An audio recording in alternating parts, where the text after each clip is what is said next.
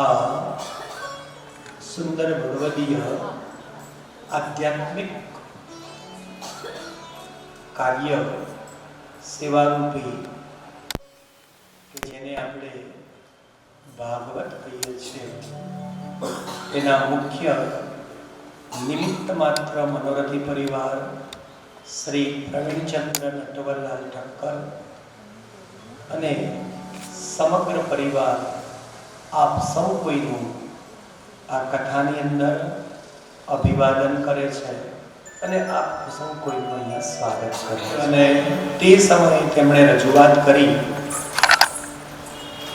કે મારી બંને દીકરીઓ અને મારો દીકરો, કે એક દીકરી જે નાની છે તે બેંગ્લોર રહે છે, મોટી દીકરી કેનેડા ઘણા વર્ષોથી રહે છે અને દીકરો એ પણ ઘણા વર્ષોથી કેનેડા રહે છે.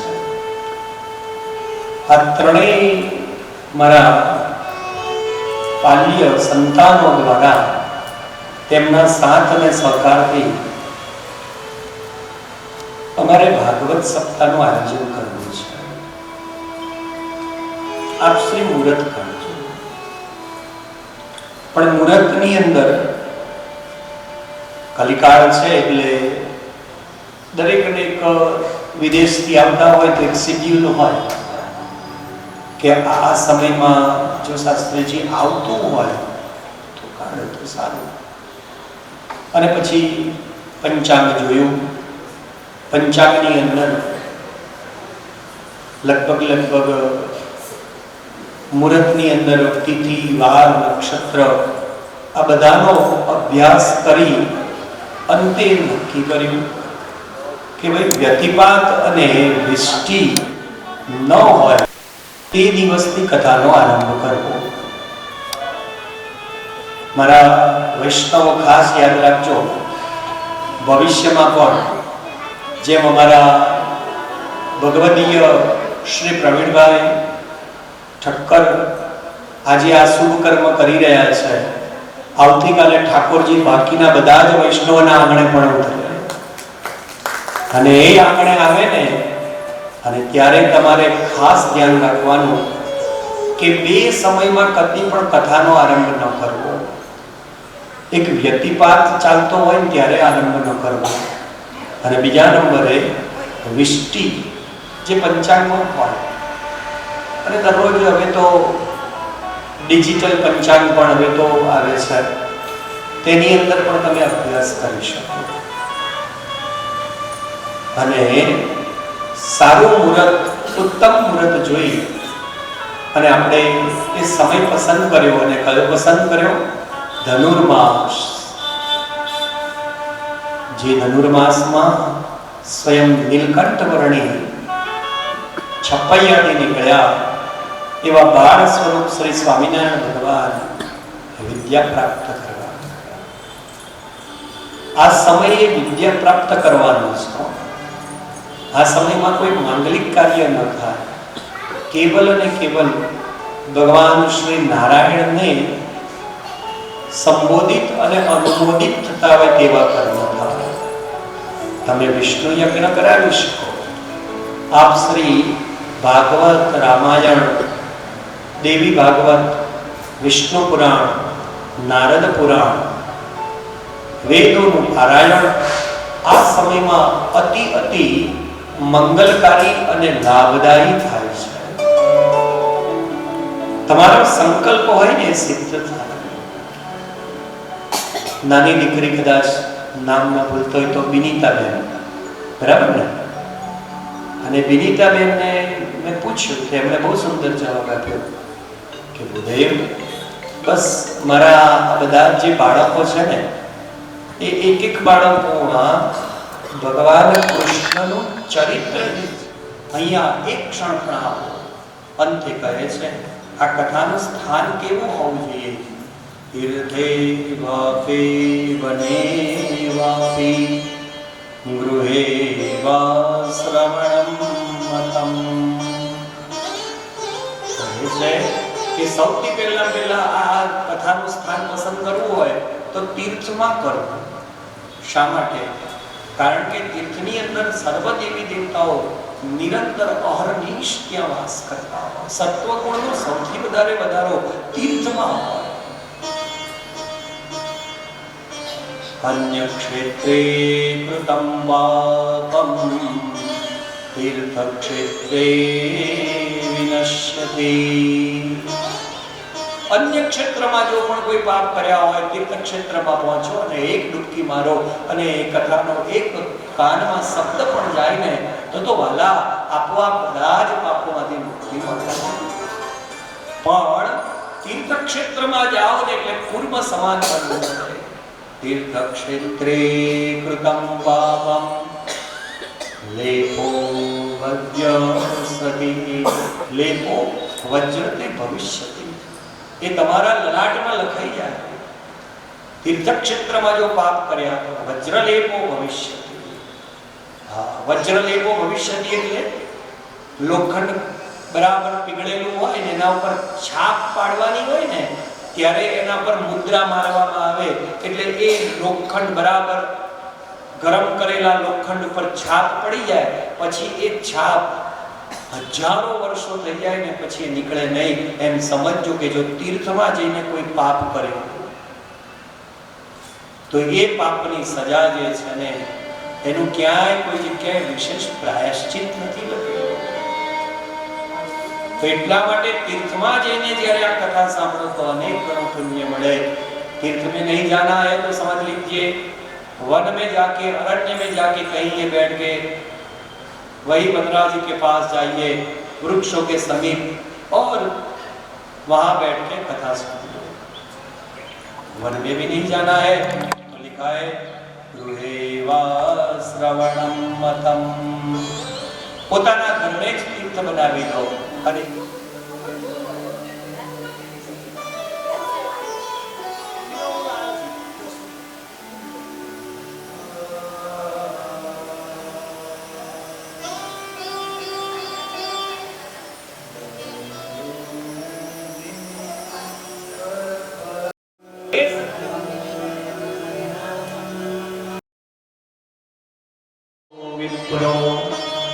वेद शास्त्र विशुद्धिज्ञो द्रष्टान्तकुशम्.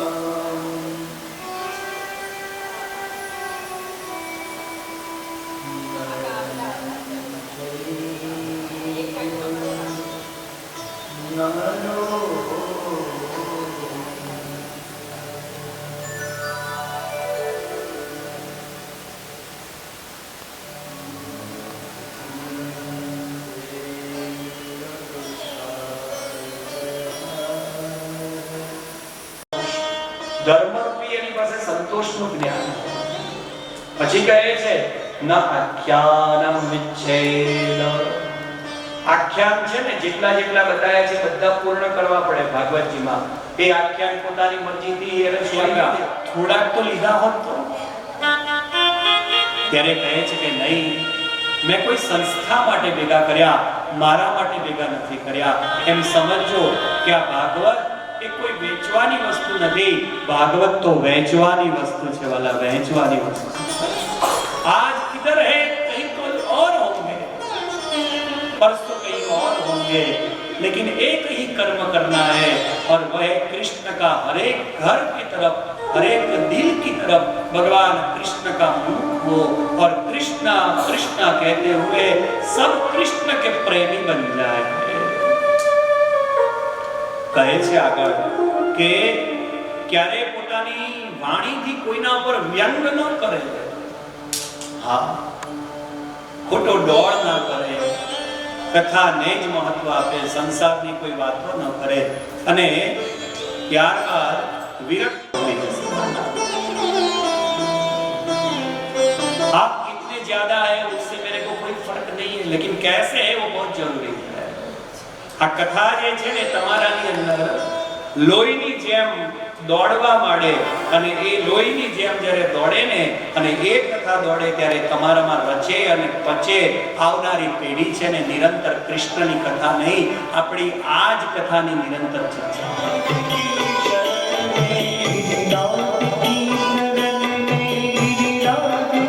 शरण में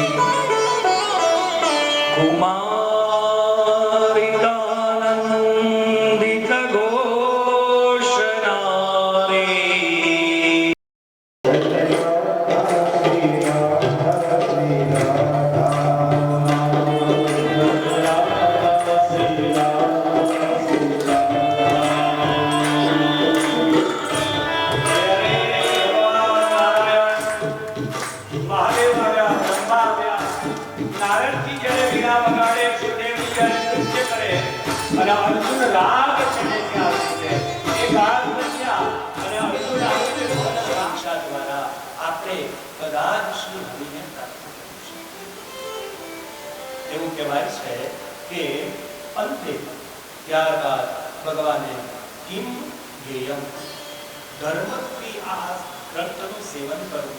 અને ધર્મરૂપી ગ્રંથ કેવો છે તો કહે છે ધર્મ પ્રોજિત કેતો વ્રત પરમો નિર્મત્સરાણામ સદા વેદ્યમ વાસ્તવમત્ર વસ્તુ શિવદમ તાપત્રયોમૂલનમ શ્રીમદ ભાગવતે મહાનિવૃતે કિંવા પરેશ્વર સત્યો રજ્યવરુદ્ધે પ્રકૃતિમે શુશ્રુવે તત્ક્ષણાત.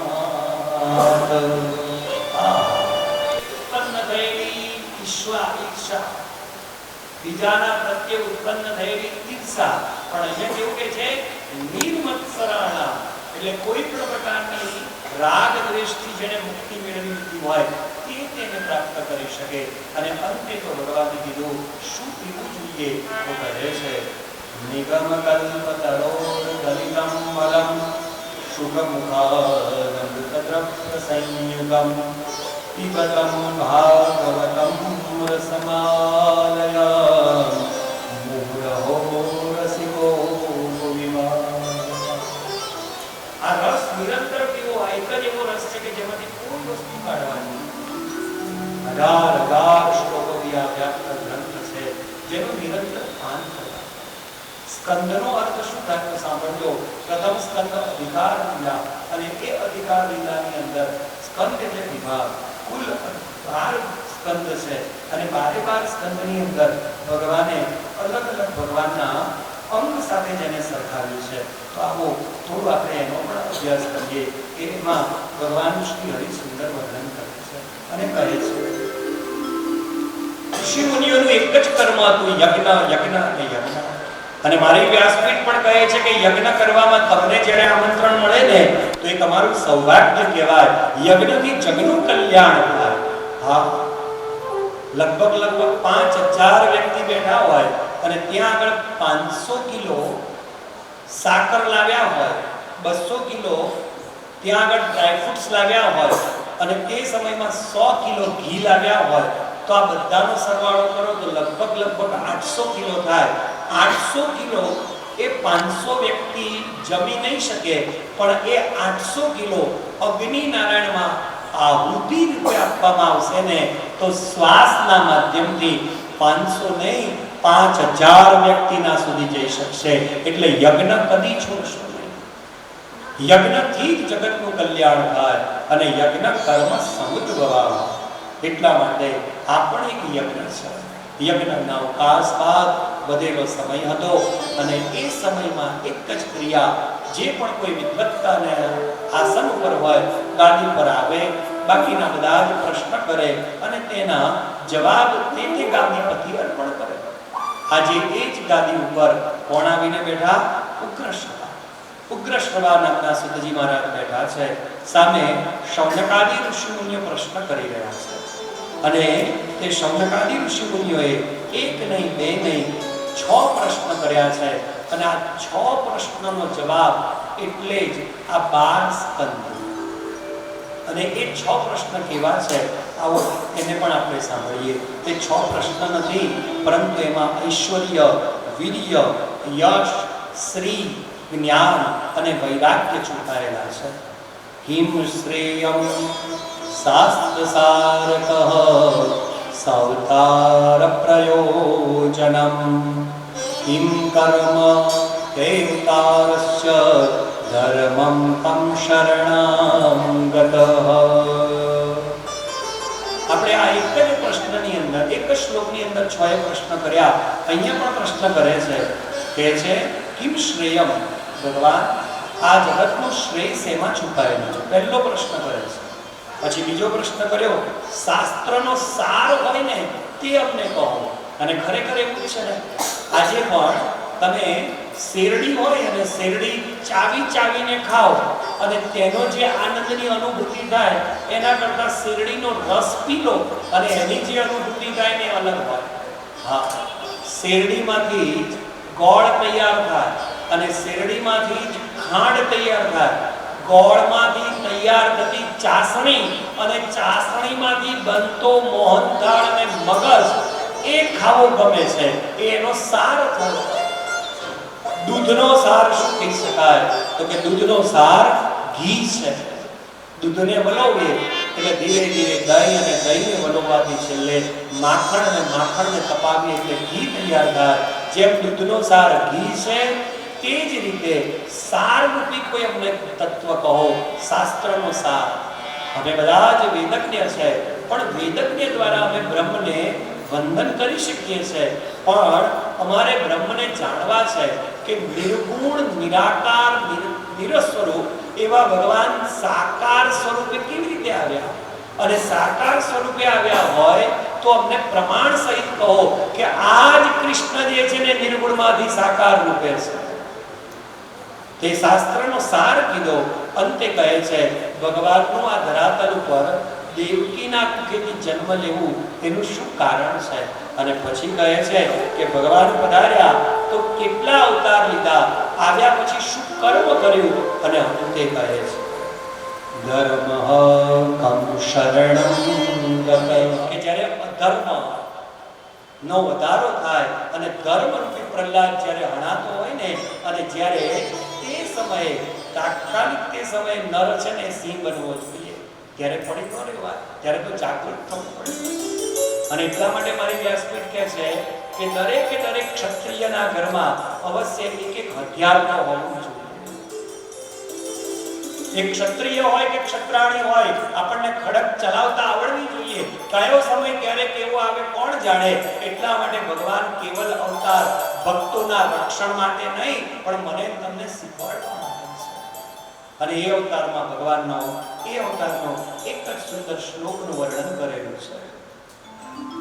વનત્રયમ કચતુષ્કમ ભવ પરમયુગ્મકા સદ્યયદ્યાદવતારા ચતુર્વિંશતિ સંખ્યકા.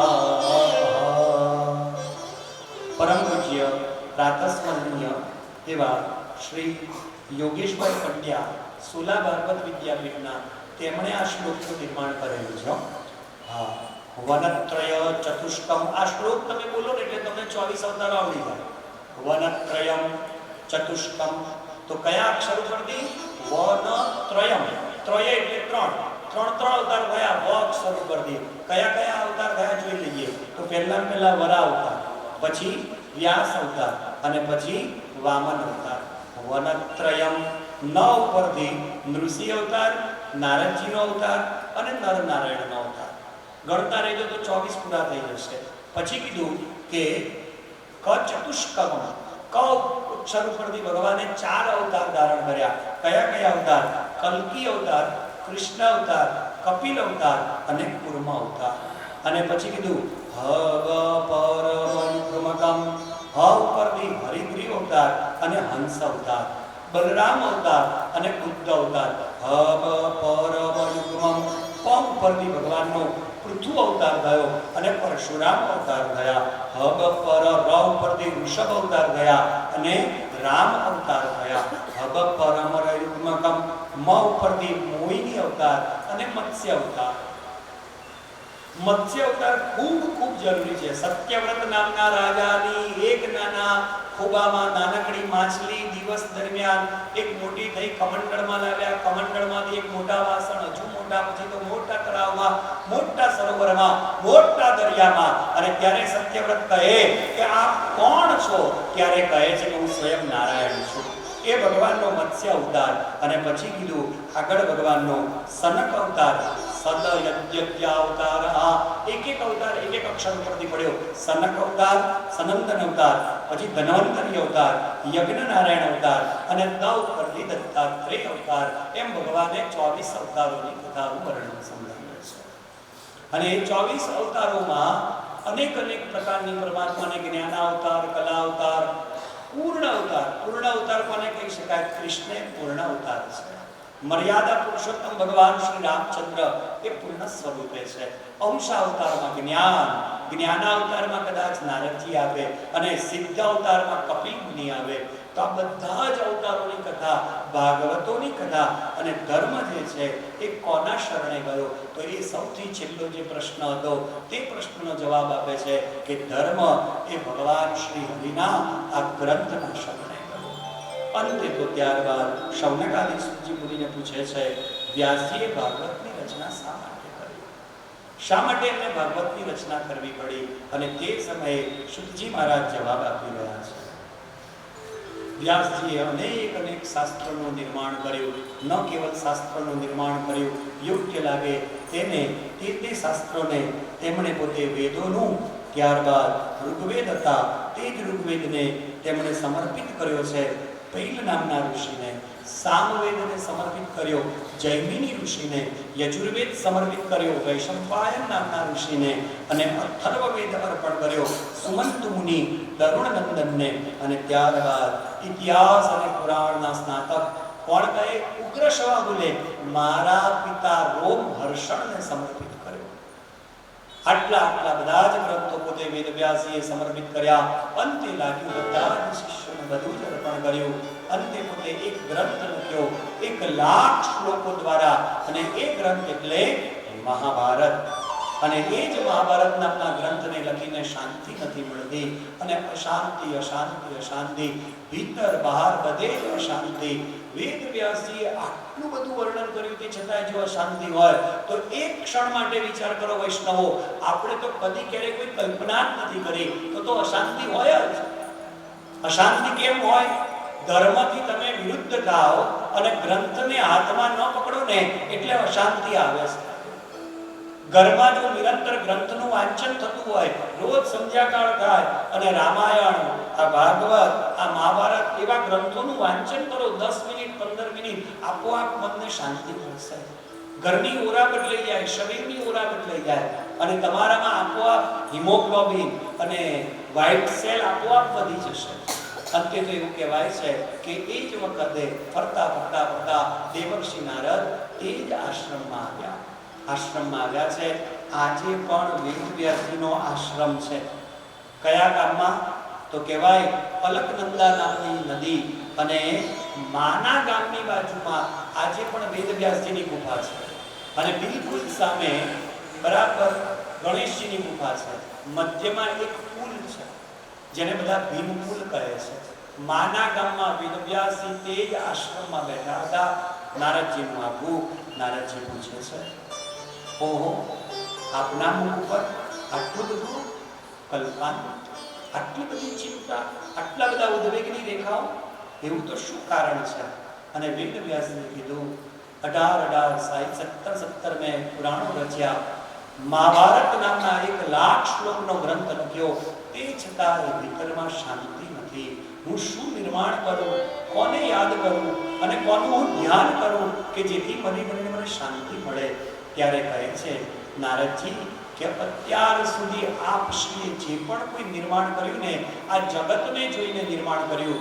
હવે મારી સલાહ માનો અને હવે જગતપતિ કહેતા જગદીશને જોઈ અને ભીતરમાં ઉતરી સમાધિની અવસ્થામાં ગ્રંથ લખો. અને આ સંદર્ભમાં સ્વયં પોતે જ નારદજી પોતાના ગયા વૃત્તાંત અને જન્મની એક કથા કહે છે. સાંભળો, પૂર્વ જન્મની અંદર હું પણ એક દાસી પુત્ર હોવાથી નિરંતર મારી માં આજુબાજુના 4 ઘરમાં કામ કરતી. કામ કરી અને મારું અને એનું પેટું વધારે. થયું એવું કે ચતુર્માસ આવ્યો અને ચતુર્માસ આવ્યો ને એની સાથે કોણ જાણે કેમ અમારા જ ગામની અંદર 4 ઋષિ મુનિઓ પધાર્યા. એવું મનોકલ્પિત કરે છે, અનુભૂતિ થતી હશે કદાચ એ દાસી પુત્રને કે એ 4 ઋષિ કુમારો બીજા કોઈ નહીં, સનત કુમારો હોવા જોઈએ. અને મેં પણ ખૂબ ભાવથી આદર સત્કાર સાથે મારી માતાને સાથે લઈ નિરંતર હું એમની સાથે બેસતો. અને એમની મુખમાંથી સવારે બપોરે સાંજે નિરંતર ભગવત ચર્ચા કર્યા કરું અને એ જ ભગવત ચર્ચા કરતા કરતા કરતા મને પણ ભગવાનમાં લગની લાગી અને લગની તો લાગી પણ અંતે તો જ્યારે એ સનત કુમારો રૂપી સંતોની સેવા કરતા કરતા કરતા એમના જે પણ કોઈ ઉચ્છિષ્ટ પાત્ર હોય ને એ જ પાત્રમાં ચોટેલું અનાજને પ્રસાદી સમજી હું સ્વીકારી લેતો અને લખ્યું છે અહીંયા ઉચ્છિષ્ટલેપામોદિતે દ્વિજૈ સત્સંભુંજે તદપાસ્તકિં દિશઃ. અરે તેમની અનુમતિ મેળવી વાસણમાં ચોટેલું અનાજ જે ઉચ્છિષ્ટ છે એને હું સ્વીકારી લેતો એટલે વિશેષ મને પરમાત્મામાં પ્રીતિ થઈ. એટલે જ કદાચ મૃત્તાસુરે પ્રભુને પ્રાર્થના કરીને કહે છે કે પ્રભુ મને તો દાસાનો દાસ ભવિતાસ્મિ ભૂયઃ, મને તો દાસના ઘરે પણ દાસ બનાવજો, પણ એ પરમ વૈષ્ણવ હોવો જોઈએ. અને એ પરમ વૈષ્ણવના ઘરનો જો દાસ એના ઘરમાં તમારો પ્રસાદી આવે અને એ દાસના ઘરમાં હું સેવા કરું અને એ પ્રસાદી મને મળે ને તો મારું ભાગ્ય ખીલી ઉઠે. એમ આજે મારું પણ ભાગ્ય ખીલી ઉઠ્યું. મને પણ પરમાત્મામાં એટલી લગની લાગી. 4 માસ પૂરા થયા અને તે જ સંતો જતા હતા તેની સાથે સાથે હું પણ જવા લાગ્યો. ત્યારે કહે છે કે માતા હજુ હયાત છે. જેની માતા હયાત હોય, પિતા હયાત હોય એને આ સંસાર ન છોડાય. સૌથી પહેલા તું તારી માતાની સેવા કર. આટલું બોલી અને ત્યારે મારાથી ન રહેવાયું. ત્યારે કહે છે કે હું તમને એક મંત્ર આપું છું, એ મંત્ર નિરંતર તમે કરજો. આ મહામંત્ર કયો? નમો ભગવતે તુભ્યં વાસુદેવાય ધીમહિ પ્રદ્યુમ્નાય નિરુદ્ધાય નમઃ સંકર્ષણાય ચ. આ મહામંત્ર હું નિરંતર જપતો જાઉં. ખાતા પીતા ઉઠતા બેસતા મારા કાનમાં જાણે દીક્ષા મળી હોય ને એમ આ જ મંત્ર હું નિરંતર બોલતો જાઉં. એક સમય આવ્યો મારા માતા રાત્રિકાળમાં જાણે સવાર પડી હોય એમ ઉઠી ગયા અને ધીરે ધીરે ડગલું માંડે છે. હજુ તો ગૌશાળા સુધી પહોંચે એ જ પહેલા એક સર્પ ઉપર પગ પડ્યો છે માતાનો અને એ સર્પનો દંશ મારી માતાને લાગ્યો. મારી માતા પોતાનો દેહ છોડીને ગઈ. હું ખૂબ એક ક્ષણ માટે રહ્યો. બીજી જ ક્ષણે સ્વસ્થ થયો અને ત્યાં મારા માતાની ઉત્તર ક્રિયા શ્રાદ્ધ કરાવી અને હવે તો તે જ મંત્ર અને ઉત્તર દિશા તરફ પ્રયાણ કર્યું. ભાગવતમાં લખ્યું છે કે રસ્તામાં મને અનેક માર્ગની અંદર અવરોધો મળ્યા. અનેક પ્રકારના અવરોધોને પાર કરતા તળેટી, ખીણો, નદીઓ, નગરો, દેશો, ગામો, વાડીઓ, વન ઉપવન, રંગબેરંગી ધાતુઓથી યુક્ત વિચિત્ર પર્વતો, આ બધાને પાર કરતો કરતો કરતો બસ એક જ મંત્ર ઓમ નમો ભગવતે તુભ્યં વાસુદેવાય ધીમહિ પ્રદ્યુમ્નાય અનિરુદ્ધાય નમઃ સંકર્ષણાય ચ. કે જ્યારે અધર્મ નો વધારો થાય અને ધર્મરૂપી પ્રહલાદ જ્યારે હણાતો હોય ને અને જ્યારે તે સમયે તાત્કાલિક તે સમયે નર છે ને સિંહ બનવો જોઈએ. ત્યારે પડી ન રહેવા, ત્યારે તો જાગૃત થવું પડે. અને એટલા માટે મારી વ્યાસપીઠ કહે છે કે દરેકે દરેક ક્ષત્રિયના ઘરમાં અવશ્ય એક હથિયાર તો હોવું જોઈએ. એક ક્ષત્રિય હોય કે ક્ષત્રાણી હોય આપણને ખડક ચલાવતા આવડવી જોઈએ. કયો સમય ક્યારે કેવો આવે કોણ જાણે. એટલા માટે ભગવાન કેવલ અવતાર ભક્તોના રક્ષણ માટે નહીં પણ મને તમને શીખવાડવા માટે છે. અને એ અવતારમાં ભગવાનનો એ અવતારનો એક જ સુંદર શ્લોકનું વર્ણન કરેલું છે. વનત્રયં કચતુષ્કમ ભવ પરમયુગ્મકા સદ્ય યજ્ઞાદવતારા ચતુર્વિંશતિ સંખ્યકા. પરમ પૂજ્ય પ્રાતસ્મરણીય એવા શ્રી યોગેશભાઈ પંડ્યા સોલા ભારત વિદ્યાપીઠના તેમણે આ શ્લોકનું નિર્માણ કરેલું છે. હા, વનત્રય ચતુષ્કમ. આ શ્લોક તમે બોલો ને એટલે તમને 24 અવતારો આવડી જાય. વનત્રયમ ચતુષ્કમ. તો કયા અક્ષર ઉપરથી? વનત્રયમ. ત્રય એટલે ત્રણ અવતાર થયા વ અક્ષર ઉપરથી. કયા કયા અવતાર થયા જોઈ લઈએ. તો પહેલા વરા અવતાર, પછી વ્યાસ અવતાર અને પછી વામન અવતાર. વનત્રયમ. ન ઉપરથી નૃસિંહ અવતાર, નારદજીનો અવતાર અને નરનારાયણનો અવતાર. ગણતા રહેજો તો 24 પૂરા થઈ જશે. પછી કીધું કે ક ચતુષ્કમ. ક અક્ષર ઉપરથી ભગવાને 4 અવતાર ધારણ કર્યા. કયા કયા અવતાર? કલ્કી અવતાર, કૃષ્ણ અવતાર, કપિલ અવતાર અને કૂર્મ અવતાર. અને પછી કીધું હગ પરમયુગ્મકમ. હ ઉપરથી હરિગ્રીવ અવતાર અને હંસ અવતાર. બલરામ અવતાર અને બુદ્ધ અવતાર. હગ પરમયુગ્મમ. પ ઉપરથી ભગવાનનો પૃથુ અવતાર થયો અને પરશુરામ અવતાર થયા. હગ પર ર ઉપરથી ઋષભ અવતાર થયા અને રામ અવતાર થયા. હગ પરમયુગ્મકમ. મ ઉપરથી મોહિની અવતાર અને મત્સ્ય અવતાર. મત્સ્ય અવતાર ખૂબ જરૂરી છે. સત્યવ્રત નામના રાજાની એક નાના ખોબામાં નાનકડી માછલી દિવસ દરમિયાન એક મોટી થઈ કમંડળમાં લાવ્યા. કમંડળમાંથી એક મોટા વાસણ, હજુ મોટા, પછી તો મોટા તળાવમાં, મોટા સરોવરમાં, મોટા દરિયામાં. અને ત્યારે સત્યવ્રત કહે કે આપ કોણ છો? ત્યારે કહે છે કે હું સ્વયં નારાયણ છું. એ ભગવાનનો મત્સ્ય અવતાર. અને પછી કીધું આગળ ભગવાનનો સનક અવતાર, સદયજ્ઞ અવતાર. આ એક અવતાર એક અક્ષર ઉપરથી પડ્યો. સનક અવતાર, સનંદન અવતાર, પછી ધન્વંતરી અવતાર, યજ્ઞ નારાયણ અવતાર અને દ ઉપરથી દત્તાત્રેય અવતાર. એમ ભગવાને 24 અવતારોની કથાનું વર્ણન સમજાવ્યું છે. અને એ 24 અવતારોમાં અનેક પ્રકારની પરમાત્માને જ્ઞાન અવતાર, કલા અવતાર, પૂર્ણ અવતાર. પૂર્ણ અવતાર કોને કહી શકાય? કૃષ્ણ પૂર્ણ અવતાર છે. મર્યાદા પુરુષોત્તમ ભગવાન શ્રી રામચંદ્ર એ પૂર્ણ સ્વરૂપે છે.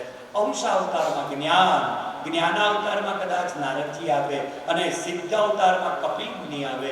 તો આ બધા જ અવતારોની કથા, ભાગવતોની કથા અને ધર્મ જે છે એ કોના શરણે ગયો? તો એ સૌથી છેલ્લો જે પ્રશ્ન હતો તે પ્રશ્નનો જવાબ આપે છે કે ધર્મ એ ભગવાન શ્રી હરિના આ ગ્રંથના શરણે ગયો. અંતે તો ત્યારબાદ શૌનકાદિક સૂતજી મુનિને પૂછે છે, વ્યાસજીએ ભાગવતની રચના શા માટે કરી? શા માટે એમને ભાગવતની રચના કરવી પડી? અને તે સમયે સૂતજી મહારાજ જવાબ આપી રહ્યા છે. વ્યાસજીએ અનેક શાસ્ત્રોનું નિર્માણ કર્યું. ન કેવલ શાસ્ત્રોનું નિર્માણ કર્યું, યોગ્ય લાગે તેને તે શાસ્ત્રોને તેમણે પોતે વેદોનું, ત્યારબાદ ઋગ્વેદ હતા તે જ ઋગ્વેદને તેમણે સમર્પિત કર્યો છે પૈલ નામના ઋષિને. સામવેદને સમર્પિત કર્યો જૈમિની ઋષિને. યજુર્વેદ સમર્પિત કર્યો વૈશંપાયન નામના ઋષિને. અને અથર્વવેદ અર્પણ કર્યો સુમંત મુનિ તરુણનંદનને. અને ત્યારબાદ ઇતિહાસ અને પુરાણના સ્નાતક કોણ કહે? ઉગ્રશ્રવા બોલે મારા પિતા રોમ હર્ષણને સમર્પિત કર્યો. આટલા બધા જ ગ્રંથો પોતે વેદવ્યાસજીએ સમર્પિત કર્યા. અંતે લાગ્યું બધા જ શિષ્યોને બધું જ અર્પણ કર્યું. અંતે પોતે એક ગ્રંથ લખ્યો 1,00,000 શ્લોકો દ્વારા. અને એ ગ્રંથ એટલે મહાભારત. અને એ જ મહાભારત નામના ગ્રંથને લખીને શાંતિ નથી મળતી. અને અશાંતિ ભીતર બહાર બધે અશાંતિ.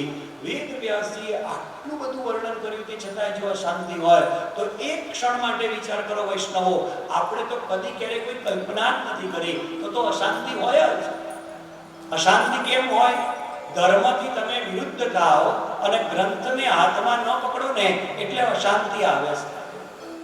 ઘરમાં જો નિરંતર ગ્રંથનું વાંચન થતું હોય, રોજ સંધ્યાકાળ થાય અને રામાયણ, આ ભાગવત, આ મહાભારત એવા ગ્રંથોનું વાંચન કરો 10 મિનિટ 15 મિનિટ, આપોઆપ મનને શાંતિ મળશે. ઘરની ઓરા બદલાઈ જાય, શરીરની ઓરા બદલાઈ જાય અને તમારામાં આપોઆપ હિમોગ્લોબિન અને વ્હાઇટ સેલ આપોઆપ વધી જશે. અંતે તો એવું કહેવાય છે કે એ જ વખતે ફરતા દેવર્ષિ નારદ એ જ આશ્રમમાં આવ્યા છે. આજે પણ વેદવ્યાસજીનો આશ્રમ છે. કયા ગામમાં? તો કહેવાય અલકનંદા નામની નદી અને માના ગામની બાજુમાં આજે પણ વેદવ્યાસજીની ગુફા છે. અને બિલકુલ સામે બરાબર ગણેશજીની ગુફા છે, મધ્યમાં એક પુલ છે જેને બધા ભીમ પુલ કહે છે. માના ગામમાં વેદવ્યાસજી તે જ આશ્રમમાં બેઠા હતા. નારદજીનું આગવું. નારદજી પૂછે છે, ઓહો, આપના મુખ ઉપર આટલું બધું કલ્પાન, આટલી બધી ચિંતા, આટલા બધા ઉદ્વેગની રેખાઓ, એવું તો શું કારણ છે? અને વેદવ્યાસજીએ કીધું, 18 મેં પુરાણો રચ્યા, મહાભારત નામના 1,00,000 શ્લોકનો ગ્રંથ લખ્યો, તે છતાં એ ભીતરમાં શાંતિ નથી. હું શું નિર્માણ કરું, કોને યાદ કરું અને કોનું હું ધ્યાન કરું કે જેથી મને શાંતિ મળે? ત્યારે કહે છે નારદજી કે અત્યાર સુધી આપ શ્રીએ જે પણ કોઈ નિર્માણ કર્યું ને, આ જગતને જોઈને નિર્માણ કર્યું. હવે મારી સલાહ માનો અને હવે જગતપતિ કહેતા જગદીશને જોઈ અને ભીતરમાં ઉતરી સમાધિની અવસ્થામાં ગ્રંથ લખો. અને આ સંદર્ભમાં સ્વયં પોતે જ નારદજી પોતાના ગયા વૃત્તાંત અને જન્મની એક કથા કહે છે. સાંભળો, પૂર્વ જન્મની અંદર હું પણ એક દાસી પુત્ર હતો. દાસી પુત્ર હોવાથી નિરંતર મારી માં આજુબાજુના 4 ઘરમાં કામ કરતી. કામ કરી અને મારું અને એનું પેટું વધાર્યું. થયું એવું કે ચતુર્માસ આવ્યો, અને ચતુર્માસ આવ્યો ને એની સાથે કોણ જાણે કેમ અમારા જ ગામની અંદર 4 ઋષિ મુનિઓ પધાર્યા. એવું મનોકલ્પિત કરે છે, અનુભૂતિ થતી હશે કદાચ એ દાસી પુત્રને કે એ 4 ઋષિ કુમારો બીજા કોઈ નહીં, સનત કુમારો હોવા જોઈએ. અને મેં પણ ખૂબ ભાવથી આદર સત્કાર સાથે મારી માતાને સાથે લઈ નિરંતર હું એમની સાથે બેસતો અને એમની મુખમાંથી સવારે, બપોરે, સાંજે નિરંતર ભગવત ચર્ચા કર્યા કરું. અને એ જ ભગવત ચર્ચા કરતા મને પણ ભગવાનમાં લગ્ની લાગી. અને લગ્ની તો લાગી, પણ અંતે તો જ્યારે એ સનત કુમારો રૂપી સંતોની સેવા કરતા એમના જે પણ કોઈ ઉચ્છિષ્ટ પાત્ર હોય ને, એ જ પાત્રમાં ચોટેલું અનાજને પ્રસાદી સમજી હું સ્વીકારી લેતો. અને લખ્યું છે અહીંયા, ઉચ્છિષ્ટલેપામોદિતે દ્વિજૈ સત્સંભુંજે તદપાસ્તકિં દિશઃ. અરે, તેમની અનુભૂતિ મેળવી વાસણમાં ચોટેલું અનાજ જે ઉચ્છિષ્ટ છે એને હું સ્વીકારી લેતો. એટલે વિશેષ મને પરમાત્મામાં પ્રીતિ થઈ. એટલે જ કદાચ વૃત્તાસુરે પ્રભુને પ્રાર્થના કરીને કહે છે કે પ્રભુ, મને તો દાસાનો દાસ ભવિતાસ્મિ ભૂયઃ, મને તો દાસના ઘરે પણ દાસ બનાવજો, પણ એ પરમ વૈષ્ણવ હોવો જોઈએ. અને એ પરમ વૈષ્ણવના ઘરનો જો દાસ, એના ઘરમાં તમારો પ્રસાદી આવે અને એ દાસના ઘરમાં હું સેવા કરું અને એ પ્રસાદી મને મળે ને, તો મારું ભાગ્ય ખીલી ઉઠે. એમ આજે મારું પણ ભાગ્ય ખીલી ઉઠ્યું. મને પણ પરમાત્મામાં એટલી લગની લાગી. 4 માસ પૂરા ગયા અને તે જ સંતો જતા હતા, તેની સાથે સાથે હું પણ જવા લાગ્યો. ત્યારે કહે છે કે માતા હજુ હયાત છે. જેની માતા હયાત હોય, પિતા હયાત હોય, એને આ સંસાર ન છોડાય. સૌથી પહેલા તું તારી માતાની સેવા કર. આટલું બોલી અને ત્યારે મારાથી ન રહેવાયું. ત્યારે કહે છે કે હું તમને એક મંત્ર આપું છું, એ મંત્ર નિરંતર તમે કરજો. આ મહામંત્ર કયો? નમો ભગવતે તુભ્યં વાસુદેવાય ધીમહિ પ્રદ્યુમ્નાય નિરુદ્ધાય નમઃ સંકર્ષણાય ચ. આ મહામંત્ર હું નિરંતર જપતો જાઉં. ખાતા, પીતા, ઉઠતા, બેસતા મારા કાનમાં જાણે દીક્ષા મળી હોય ને એમ આ જ મંત્ર હું નિરંતર બોલતો જાઉં. એક સમય આવ્યો, મારા માતા રાત્રિકાળમાં જાણે સવાર પડી હોય એમ ઉઠી ગયા અને ધીરે ધીરે ડગલું માંડે છે. હજુ તો ગૌશાળા સુધી પહોંચે એ જ પહેલા એક સર્પ ઉપર પગ પડ્યો છે માતાનો, અને એ સર્પનો દંશ મારી માતાને લાગ્યો. મારી માતા પોતાનો દેહ છોડીને ગઈ. હું ખૂબ એક ક્ષણ માટે રહ્યો. બીજી જ ક્ષણે સ્વસ્થ થયો અને ત્યાં મારા માતાની ઉત્તર ક્રિયા શ્રાદ્ધ. ઉત્તર ક્રિયા શ્રાદ્ધ કરાવી અને હવે તો તે જ મંત્ર અને ઉત્તર દિશા તરફ પ્રયાણ કર્યું. ભાગવતમાં લખ્યું છે કે રસ્તામાં મને અનેક માર્ગની અંદર અવરોધો મળ્યા.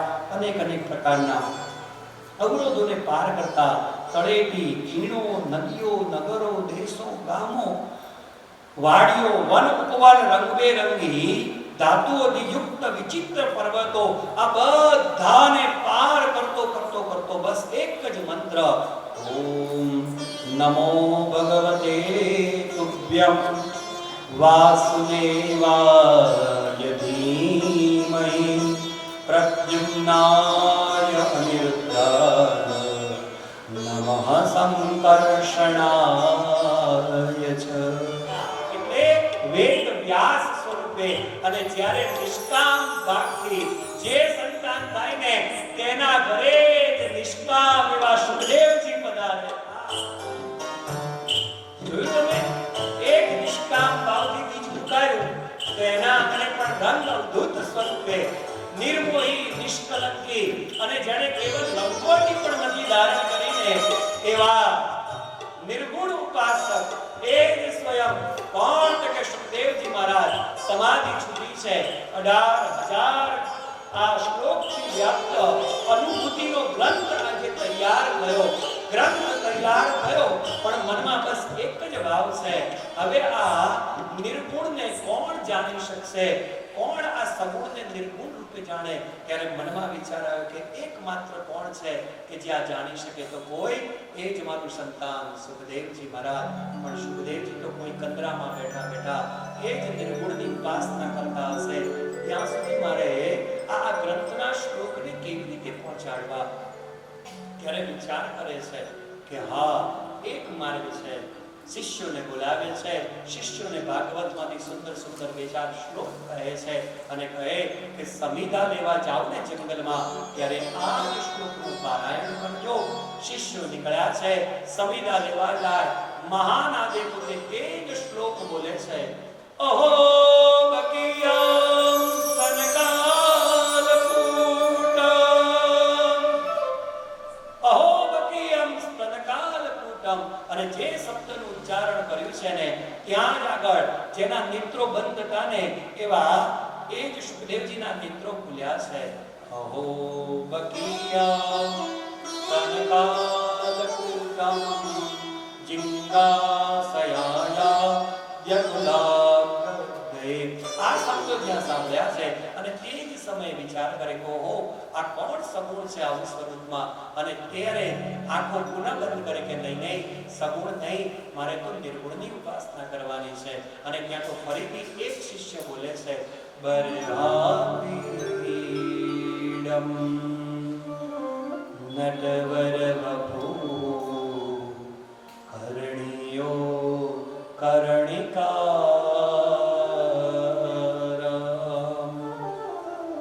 બિભ્રદવાસ કનક કપીશમ વૈજયંતિં ચ માલા. ભગવાનનું આવું જ્યાં શ્લોક સાંભળ્યો છે ત્યાં તો પુનઃ નેત્રો ખુલ્યા છે. નેત્રો ખુલ્યા અને જાણ્યું કે નિર્ગુણ ને સગુણ તો બંને એક જ છે. આજે મારા સ્વયં નારાયણ છે. અને તે જ સમયે તે જ શિષ્યો પાસે પહોંચે છે. કોણ છે તમારા ગુરુ? અમારા ગુરુ તો વેદવ્યાસ છે. ઓહો, વેદવ્યાસ એ તો મારા પિતા થાય અને પિતાની સગળી સંપત્તિ ઉપર પુત્રનો અધિકાર હોય અને સંધ્યા કાળનો સમય થયો છે. જેવા પુત્ર આવ્યા, પુત્ર કરતા વેદવ્યાસજી સુખદેવજી મહારાજને ગળે લગાડે. સાક્ષી ભાવથી સુખદેવજી મહારાજે સંપૂર્ણ ગ્રંથ એક શ્લોકને કંઠસ્થ કરે છે અને પુનઃ એ જ કંદરાઓમાં પહોંચે છે. નિષ્કામ ભક્તિ અને નિષ્કામ કર્મયોગ દ્વારા કરેલા પરાશરજીની તે જ ભક્તિ વેદવ્યાસજીમાં સત્યવતી દ્વારા ઉતરી છે અને ત્યારબાદ તે જ ભક્તિ નિષ્કામ આજે નિર્ગુણ ઉપાસક સુખદેવજી મહારાજ પાસે પહોંચી છે. અને એ જ સુખદેવજી મહારાજે પણ પરીક્ષિત રાજા કે જે પણ તેવા છે અત્યંત ધાર્મિક છે અને નિષ્કામ કર્મયોગી છે તેમની પાસે સન્મુખ ગયેલા છે, પણ સંજોગ કેવી રીતે થયો એની સુંદરતાઓનું વર્ણન થઈ રહ્યું છે. કહે છે કે ત્યારબાદ તો હવે એ જ ભાગવતના પરમહંસોની કથા એ પરમહંસને પ્રાપ્ત થઈ છે અને સુખદેવજી મહારાજે નિરંતર તે જ શ્લોકો ગુણગાયા કરે છે. અને ત્યારબાદ પુનઃ સુખજી મહારાજ શૌનકાદી ઋષિમુનિઓને કથા કરતા કહે છે કે હવે કથા અહીંયાથી વળાંક લે છે. જેમ નદી વળાંક લેતી હોય એમ કથા પણ ક્યાંક વળાંક લે છે. અને કથા વળાંક લે છે એટલે આપણે બધા જ મનસ્થ શરીરથી તે જ હસ્તિનાપુર, તે જ કુરુક્ષેત્ર અને એ જ કુરુક્ષેત્ર અને હસ્તિનાપુરની અંદર જે મહાભારતના યુદ્ધના મંડાણ થયા હતા, 17 દિવસ પૂર્ણ થયા, 18મા દિવસની અંદર બરાબર લોહીથી લટપટ થયેલો એ જ દુર્યોધન છે. અને આપણે પણ મનસ્થ શરીરથી આવો તે જ સુંદર પદ દ્વારા તે જ સ્થાનમાં પહોંચીએ.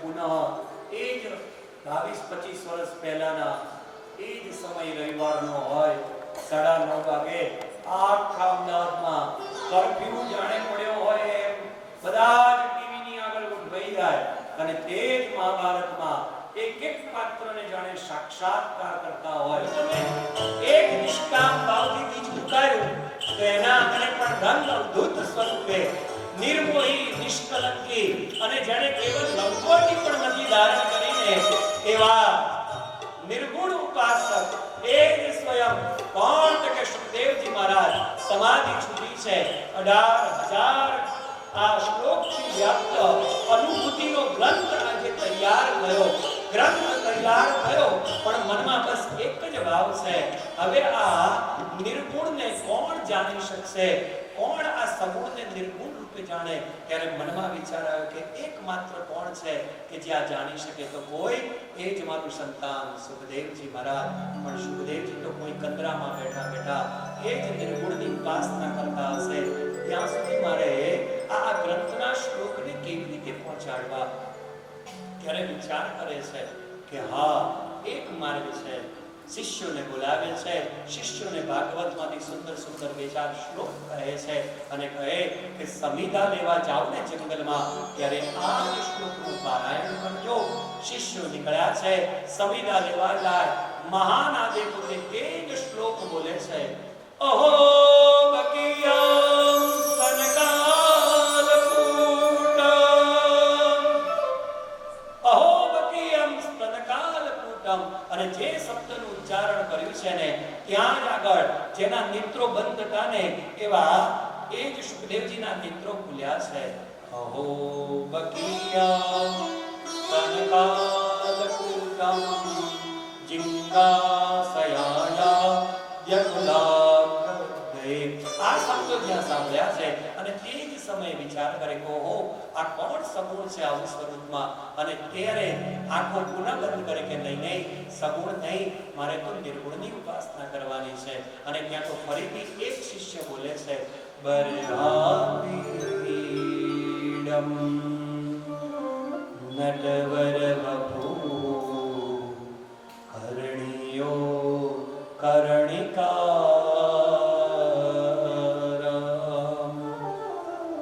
બિબ્રદવાસ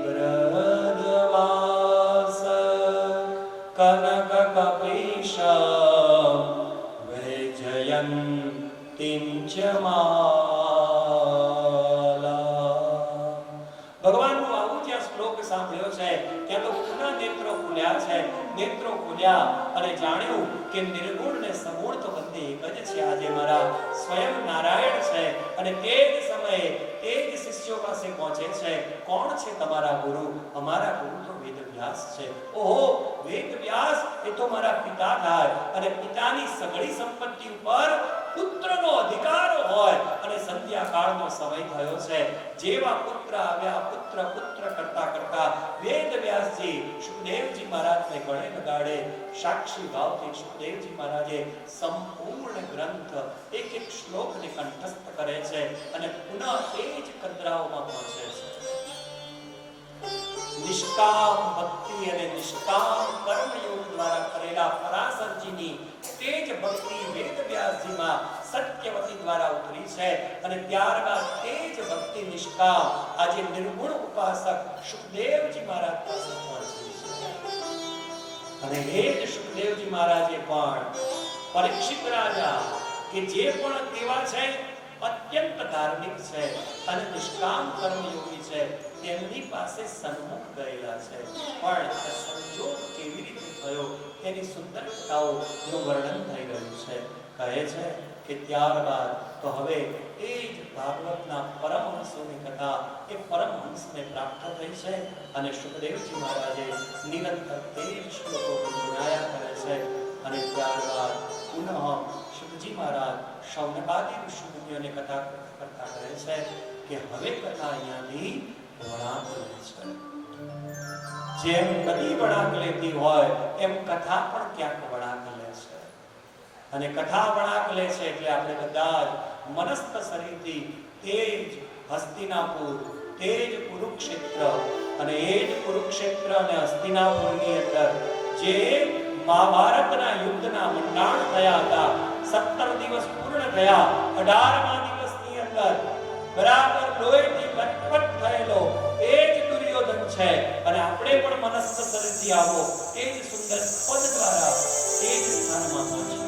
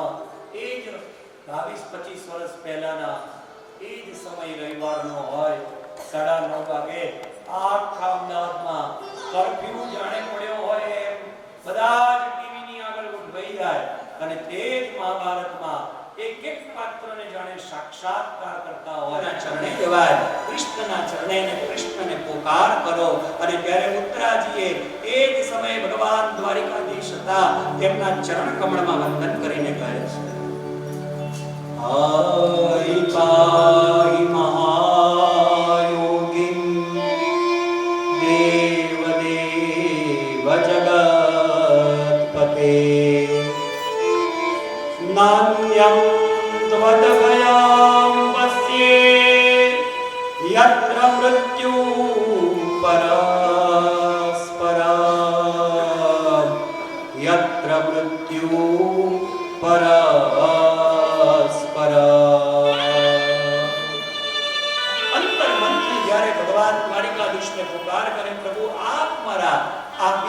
બચાવો.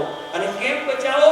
કારણ કે અમારો વંશ વધે એટલા માટે નહીં. જુઓ ઉત્તરાજી શું બોલે છે, કારણ કે તમારી ભક્તિ નિરંતર અમારા પાંડવોના વંશમાં ચાલતી આવી છે.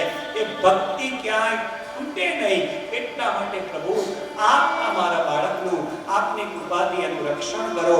કૃષ્ણ એક જ ક્ષણમાં અંગુષ્ઠ માત્રેણ થયા છે. અંગૂઠા જેટલા ભગવાન કૃષ્ણએ નાકના માધ્યમથી ઉત્તરાજીના ગર્ભમાં પ્રવેશ કર્યો.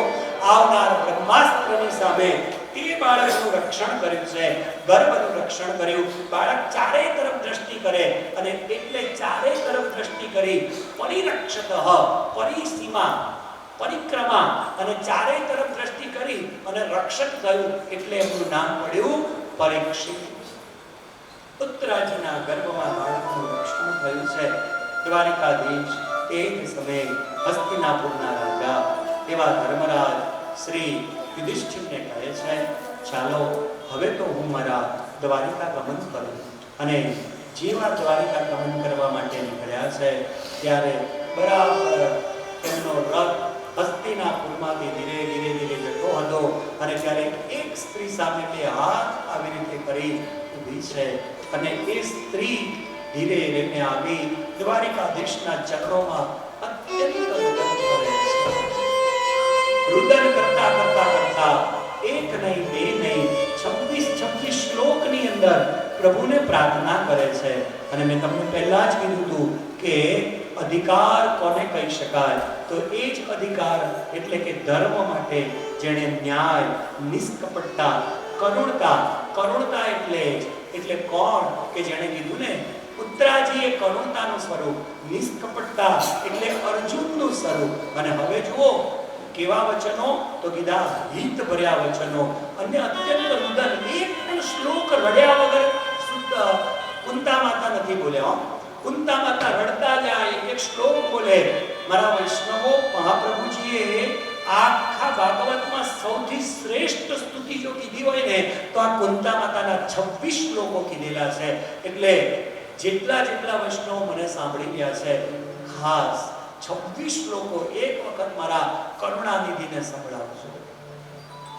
આવો આપણે પણ કેટલાક શ્લોકો એમાંથી પ્રભુ શ્રી હરિને સંભળાવીએ.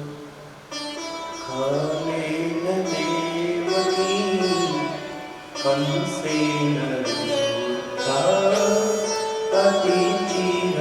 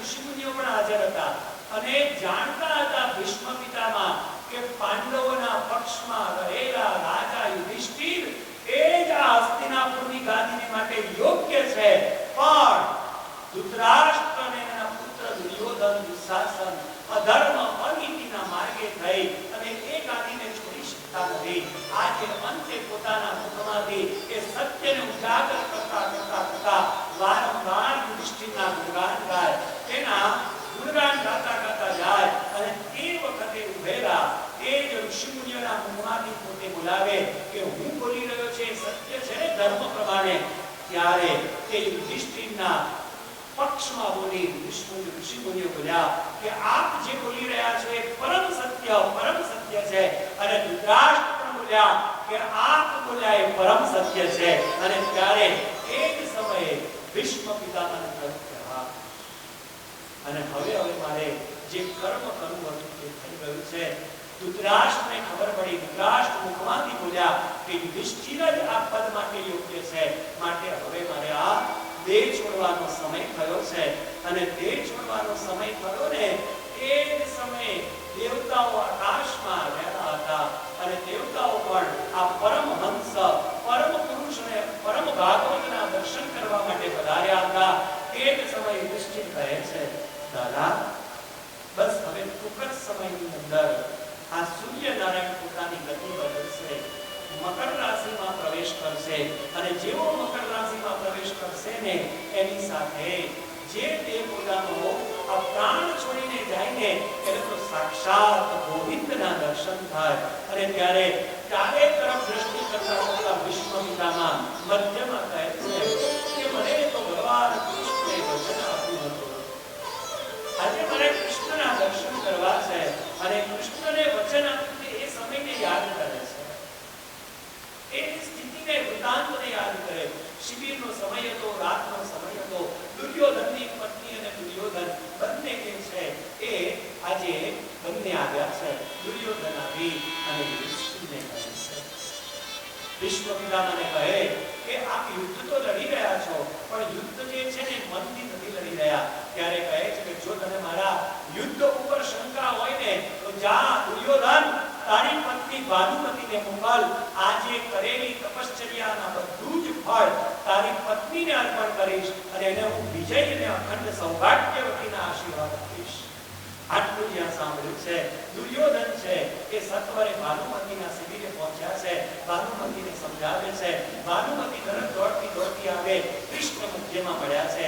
ભાનુમતી ક્યાં જાવ છો? ત્યારે કહે છે દાદા ભીષ્મના આશીર્વાદ લેવા. અરે રે, ભીષ્મના આશીર્વાદ લેવા જવું હોય તો એ તો પરમહંસ છે, એના આશીર્વાદ લેવા તો હું તો પ્રાણીને જવું.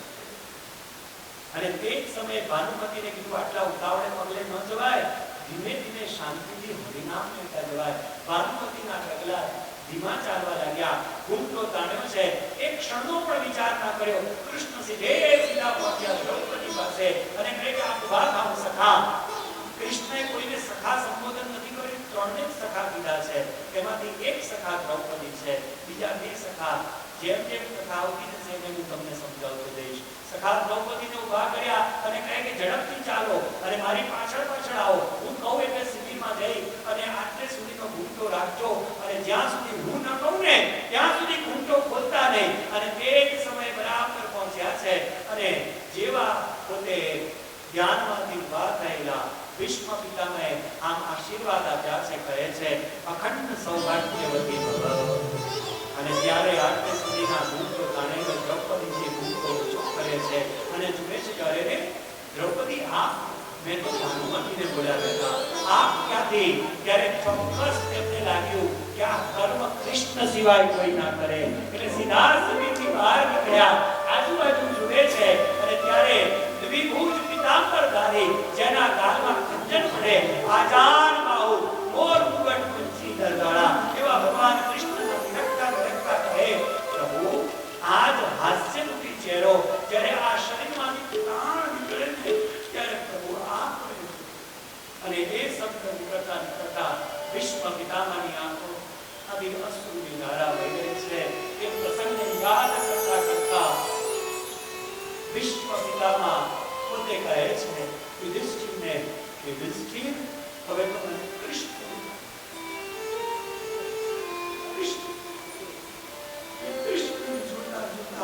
સાક્ષાત ભગવાન દ્વારિકાધીશ આજે એમના ચરણથી સન્મુખ અને અંતે તે જ ભીષ્મ પિતામહના હૃદયમાંથી એક નહીં બે જે 26 શ્લોકોની સ્તુતિ એ કુંતામાં તય કરી એમ ભીષ્મજીએ 11 શ્લોકોમાં પ્રભુની સ્તુતિ કરી છે. ભાગવત કથાકાર કહે કે આ 11 સ્તુતિ જે છે એ શ્લોક નહીં પણ એક એક ઇન્દ્રિય પ્રભુને પોતાની પહેલી સ્તુતિનો પહેલો શ્લોક એમાં બુદ્ધિ હે ભગવાન હે પ્રભુ મારી મોટી ઉત્તમ વિચાર કરો છો. હું ને તમે મતી કોને આપી અને અહીંયા મતી કોને આપે છે? પ્રભુને આપે અને કહે પુષ્પક્રાંતા છંદમાં મતિ રૂપ કલ્પિતા વિકૃષ્ણા ભગવતી સાત્વં પુંગવે વિભૂમિ સ્વસુખં પદતે ક્વચિદહતુ પ્રકૃતિમુપે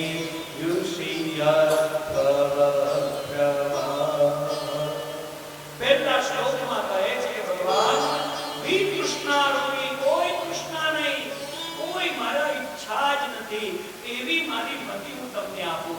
જોયું તમે અધિકાર કોને મળે? આ અધિકાર મેળવવો હોય ને તો હર્યા ભર્યા વચન હૃદયથી નીકાળવા પડે. કૃષ્ણને પુકાર કરતા કરતા તમારી આંખો જે છે એની અશ્રુની ભાષા જગતનો નાથ સમજે સાહેબ. કઈ ભાષા સમજે? કોઈ હિન્દી, કોઈ ઇંગ્લિશ, કોઈ ગુજરાતી નહીં.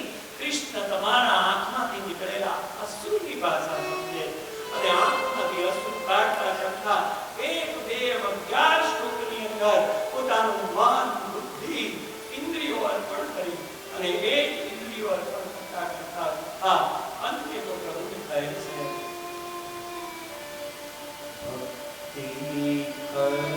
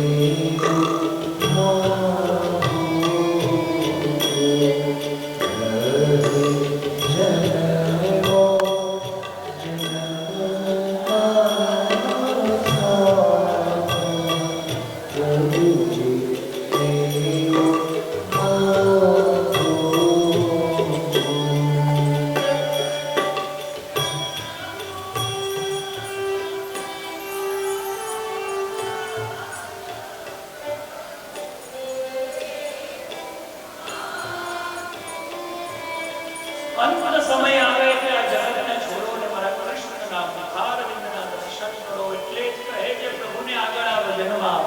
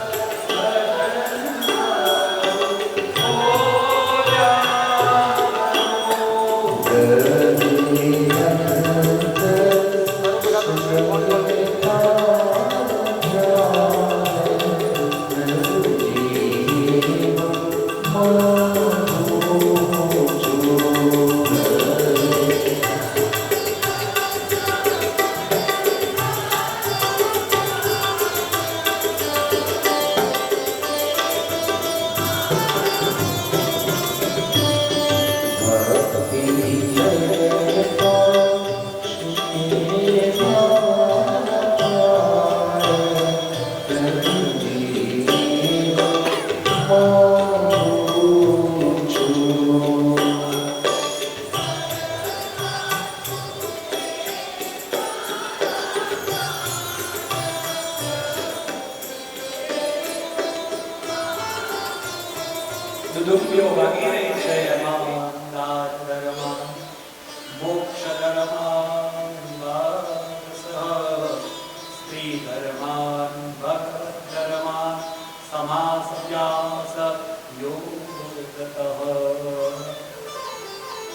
બાણ સૈયા ઉપર ગંગાના કિનારે એક ભાગવત રૂપી પરમ ભક્ત એવા ભીષ્મ પિતામહ પોતે બાણ સૈયા પર સુધારા હતા ત્યારે બિલકુલ નજીક આવી રાજા યુધિષ્ઠિર ધર્મનું પાલન કેવી રીતે કરવું, રાજ ધર્મ કોને કહેવાય, સ્ત્રી ધર્મ કોને કહેવાય, દાન ધર્મ કોને કહેવાય, એનો પ્રશ્ન પૂછે છે.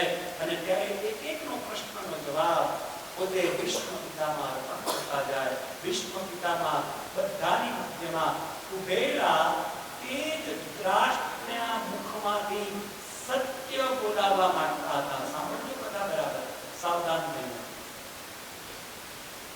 ધૃતરાષ્ટ્ર પણ હતા, પાંડવો પણ હતા, અન્ય ઋષિમુનિઓ પણ હાજર હતા અને જાણતા હતા ભીષ્મ પિતામહ કે પાંડવોના પક્ષમાં રહેલા રાજા યુધિષ્ઠિર એ જ હસ્તિનાપુરની ગાદીને માટે યોગ્ય છે.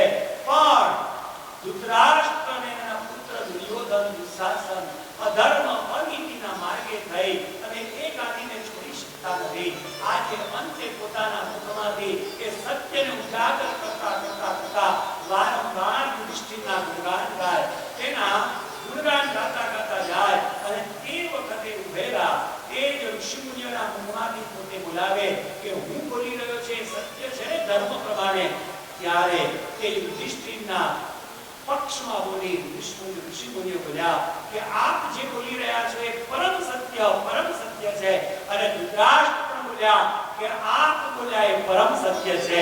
અને ત્યારે એ જ સમયે ભીષ્મ પિતામહને કહ્યું કે હા, અને હવે મારે જે કર્મ કરવું હતું તે થઈ ગયું છે. ધૃતરાષ્ટ્રને ખબર પડી. ધૃતરાષ્ટ્ર મુખમાંથી બોલ્યા કે યુધિષ્ઠિર જ આ પદ માટે યોગ્ય છે, માટે હવે મારે આ દેહ છોડવાનો સમય થયો છે. અને દેહ છોડવાનો સમય થયો ને એ જ સમયે દેવતાઓ આકાશમાં રહેલા હતા અને દેવતાઓ પણ આ પરમહંસ પરમ પુરુષ અને પરમ ભાગવતના દર્શન કરવા માટે પધાર્યા હતા.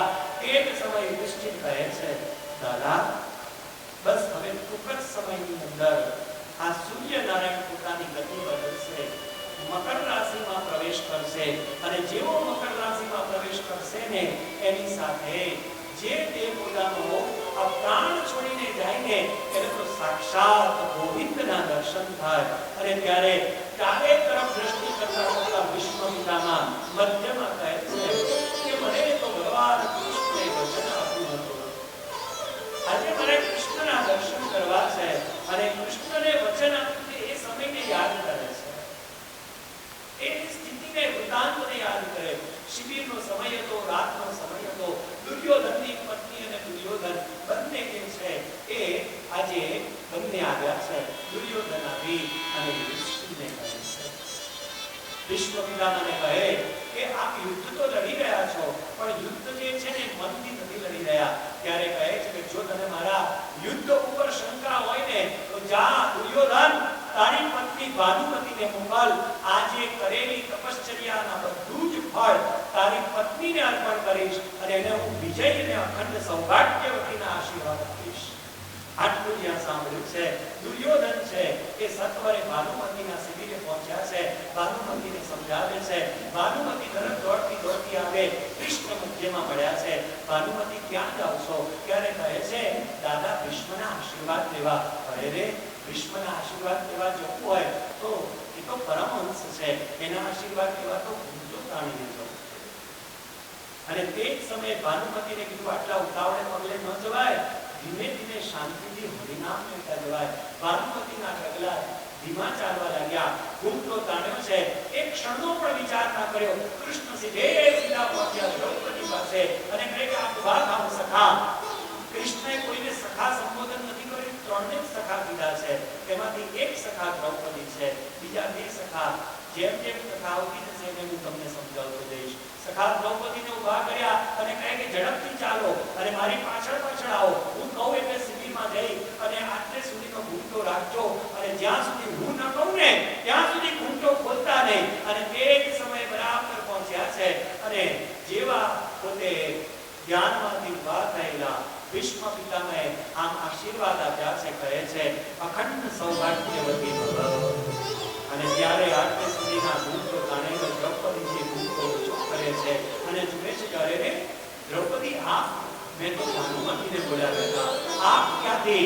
ત્યારે ચોક્કસ તેમને લાગ્યું કે આ કર્મ કૃષ્ણ સિવાય કોઈ ના કરે એટલે સીધા સભેથી બહાર નીકળ્યા આજુબાજુ જુએ છે અને ત્યારે દ્વિભુજ પીતાંબરધારી જેના ગાલમાં ખંજર પડે આજાન બાહુ મોર મુગટ પંછી દરગાળા એવા ભગવાન કૃષ્ણનો વિરક્તા કહે પ્રભુ આજ હાસ્યરૂપી ચહેરો જ્યારે આ શરીરમાંથી પ્રાણ નીકળે છે ત્યારે પ્રભુ આપ અને એ શબ્દ નીકળતા વિશ્વ પિતામાની આંખો આવી અશ્રુની ધારા વહી ગઈ છે એ પ્રસંગને યાદ કરતા વિશ્વ પિતામાં પોતે કહે છે યુધિષ્ઠિરને કે યુધિષ્ઠિર હવે તો મને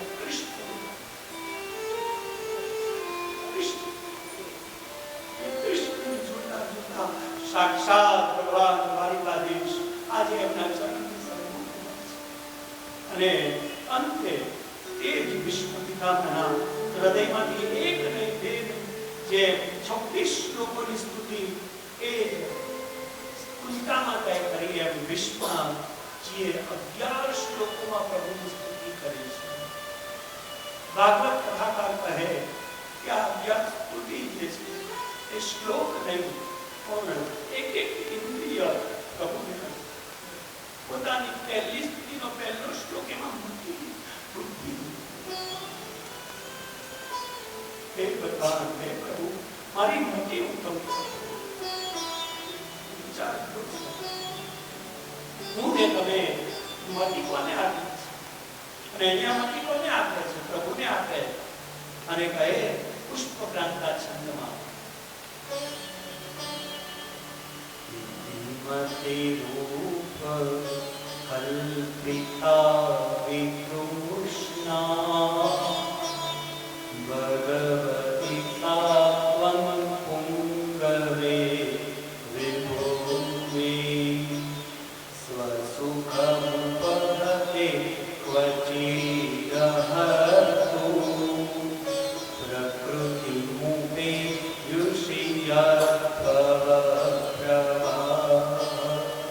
પહેલા શ્લોકમાં કહે છે ભગવાન વી કૃષ્ણારૂપી કોઈ કૃષ્ણ નહીં, કોઈ મારા ઈચ્છા જ નથી એવી મારી મતિ હું તમને આપું. જોયું તમે અધિકાર કોને મળે? આ અધિકાર મેળવવો હોય ને તો હર્યા ભર્યા વચન હૃદયથી નીકાળવા પડે. કૃષ્ણને પુકાર કરતા કરતા તમારી આંખો જે છે એની અશ્રુની ભાષા જગતનો નાથ સમજે સાહેબ. કઈ ભાષા સમજે? કોઈ હિન્દી, કોઈ ઇંગ્લિશ, કોઈ ગુજરાતી નહીં. કૃષ્ણ તમારા આંખમાંથી નીકળેલા અશ્રુની ભાષા સમજે અને આંખમાંથી અશ્રુ કાઢતા કરતા 1, 2, 11 શ્લોકની અંદર પોતાનું મન, બુદ્ધિ, ઇન્દ્રિયો અર્પણ કરી અને એક ઇન્દ્રિયો અર્પણ કરતા કરતા અંતે તો પ્રભુને કહે છે ભક્તિ કરતા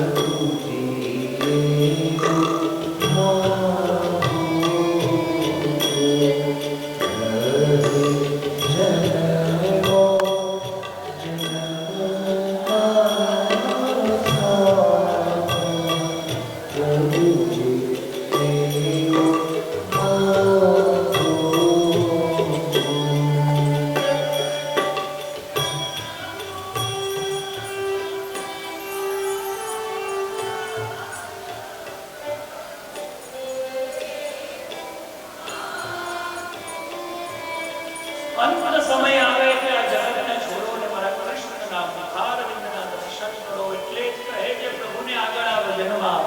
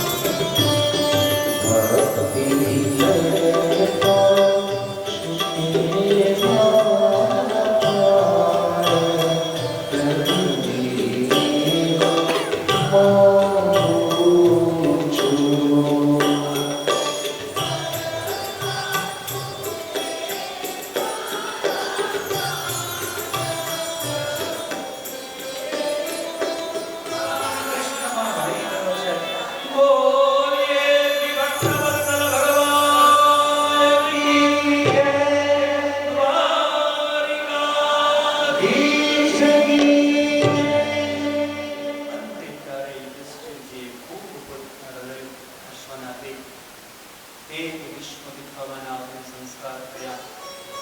નિષ્ઠા, સત્ય, ભક્ત, દાસત્વ, પ્રમાણિકતા સર્વનું જો કોઈ જોડ હોય અને સર્વને જો સ્થાનમાં હોય તેને સ્વયં ભગવાન દ્વારિકાધીશ વંદન કરે તેવું પરમ શ્રેષ્ઠ ચરિત્ર અને પરમહંસ કહી શકાય તેવા ભીષ્મ પિતામહ.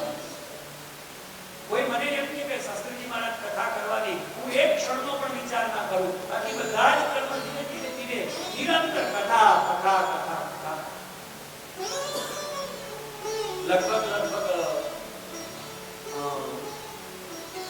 મણિબા ભવનમાં સલ્લાબેને એક કળશ ઢોળ્યો મારી ઉપર કે બાપજી તમે. મેં કીધું મારા કીર્તન બહુ ઓછું આવશે. મને કે બાપજી વાંધો નહીં, પણ મેં કીધું તમને સુબા નહીં તો એ ગેરંટી આપું છું.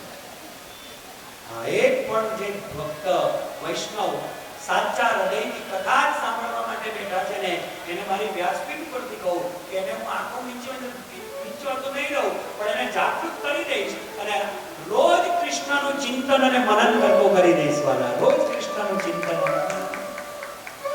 અને એટલું તો ચોક્કસ કહીશ કે હવે આ ગ્રંથ વગર તમે ના રહી શકો અને કૃષ્ણ વગર તમે ના રહી શકો. બસ સમય મળ્યો નથી આ ગ્રંથને વાંચો અને તમારા અંદરનો માયલો રામ એવું કે હવે જો કદાચ મને ગ્રંથ લેવો હોય ને તો હું ભાગવતનો જ ગ્રંથ લઉં અને ભાગવત મારા ઘરમાં નિત્ય હું વાંચું. એ જ ભાવ મારા. બાકી કીર્તન છે, કીર્તન કરીશું પણ ખરા. જ્યારે આપણે કથા વિરામ થશે ત્યારે ચોક્કસ કીર્તન કરીશું. આજે તો કેવલ જ્ઞાન ચર્ચા ઉપર વિષય ઉપર છે. અંતે તો એ જ્ઞાન જ્યારે વિદુરજી આપે છે. બંને સવારના વહેલા યુધિષ્ઠિરને ખબર ના હોય. જો ખબર પડે ને તો યુધિષ્ઠિર ડગલું ના મારવા દે, કારણ કે એમાં પોતાના માતા અને પિતાને સુખ હતા.